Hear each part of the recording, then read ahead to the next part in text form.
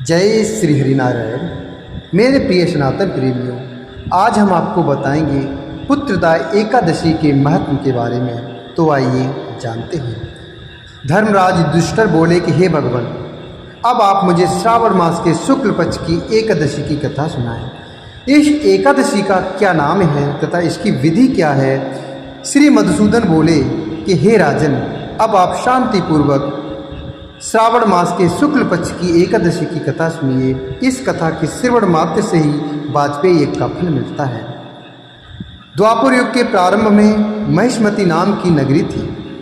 उस नगरी में महाजित नाम का एक राजा राज्य करता था। वह पुत्रहीन था, इसलिए वह सदैव दुखी रहता था। उसे वह राज्य कष्टदायक प्रतीत होता था, क्योंकि पुत्र के बिना इस लोक और परलोक दोनों में सुख नहीं है। राजा ने पुत्र की प्राप्ति के बहुत यत्न किए, परंतु वह निष्फल गए।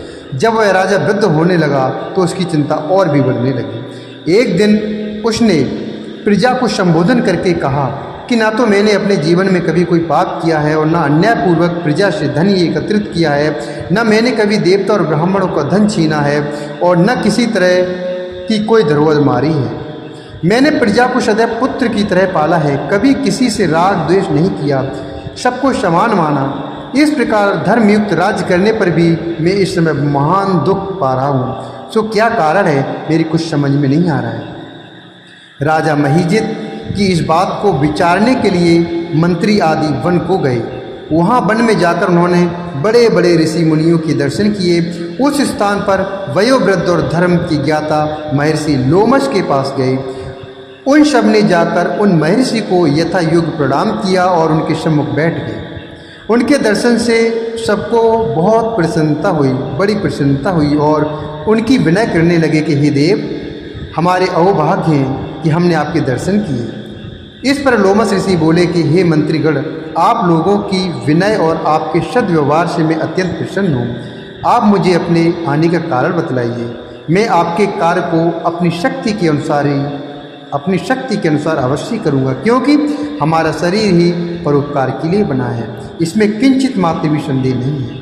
लोमश ऋषि के ऐसे वचन सुनकर मंत्री बोले कि हे महर्षि, आप हमारी समस्त बातों को जानने में ब्रह्मा से भी अधिक हैं, अतः आप हमारे संदेह को दूर कीजिए। महिष्मती नाम की पुरी में महिजित नाम का एक धर्मात्मा राजा है। वह प्रजा का पुत्र की तरह धर्मानुसार पालन करता है, परंतु फिर भी वह पुत्रहीन है।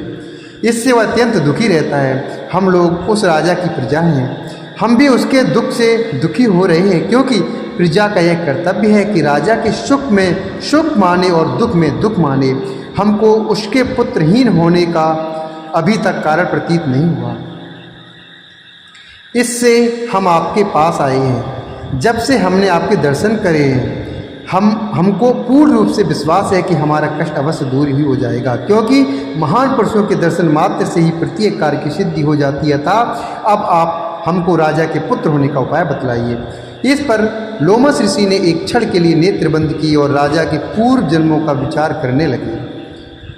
वह विचार करके बोले कि हे श्रेष्ठ पुरुषों, यह राजा पिछले जन्म में अत्यंत निर्लज्ज था तथा बुरे कर्म किया करता था। वह एक गांव से दूसरे गांव में घूमा करता था। एक बार ज्येष्ठ मास के शुक्ल पक्ष की एकादशी को 2 दिन से भूखा था। दोपहर के समय एक जलाशय पर जल पीने गया। उस स्थान पर एक उसी समय ब्याही हुई गाय जल पी रही थी। राजा ने उसको प्यासी ही भगा दिया और स्वयं जल पीने लगा। हे ब्राह्मणों, इसलिए राजा को यह दुख भोगने पड़ रहे हैं। एकादशी के दिन भूखा रहने से उनको राजा होना पड़ा और प्यासी गौ को हटाने से पुत्र वियोग का दुख भोगना पड़ रहा है। इस पर सब लोग बोले कि हे महर्षि, शास्त्रों में ऐसा लिखा है कि पुण्य से पाप नष्ट हो जाते हैं, इसलिए कृपा करके आप राजा के पूर्व जन्म के पाप नष्ट होने का उपाय बतलाइए, क्योंकि उस पाप के क्षय होने से पुत्र रत्न की उत्पत्ति होगी।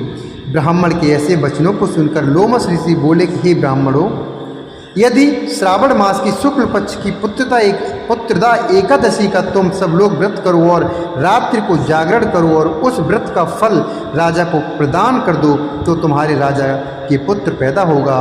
राजा के समस्त दुख नष्ट हो जाएंगे। मंत्रियों सहित समस्त प्रजा महर्षि लोमस ऋषि के वाक्यों को सुनकर प्रसन्नतापूर्वक अपने नगर को वापस आए। उन सब लोगों ने श्रावण मास के शुक्ल पक्ष की पुत्रदा एकादशी को लोमस ऋषि की आज्ञा अनुसार विधि पूर्वक व्रत किया और द्वादशी को उसका फल राजा को दिया। उस पुण्य के प्रभाव से रानी ने गर्भधारण किया और 9 महीने के पश्चात उसके एक अत्यंत तेजस्वी पुत्र रत्न पैदा हुआ। हे राजन, इसलिए इस एकादशी का नाम पुत्रदा पड़ा। जो मनुष्य पुत्र रत्न को प्राप्त करना चाहते हैं उन्हें इस एकादशी का विधि पूर्वक व्रत करना चाहिए। इस व्रत के प्रभाव से इस लोक में सुख और परलोक में स्वर्ग मिलता है। बोलिए श्री हरिनारायण भगवान की जय।